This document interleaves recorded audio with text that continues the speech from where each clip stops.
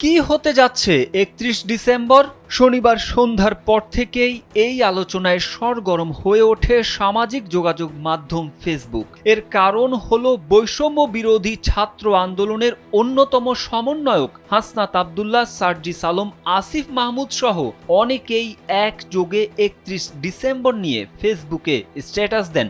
বৈষম্য বিরোধী ছাত্র আন্দোলনের আহ্বায়ক হাসনাত আব্দুল্লাহ তার ফেসবুকে দেওয়া স্ট্যাটাসে লিখেন, comrades, 31 December now or never. উপদেষ্টা আসিফ মাহমুদ লিখেছেন, ৩১ ডিসেম্বর শহীদ মিনার, ৩৬ জুলাই এসে মিলিত হোক ৩১ ডিসেম্বরে। স্যান্ডেলিনা সো, রূপচর্চায় আভিজাত্য।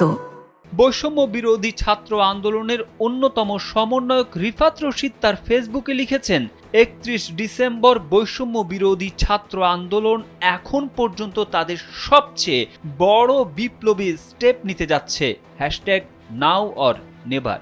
জাতীয় নাগরিক কমিটির সদস্য সচিব আক্তার হোসেন তার ব্যক্তিগত ফেসবুকে লিখেছেন, এবছরই হবে ৩১ ডিসেম্বর ইনশাল্লাহ।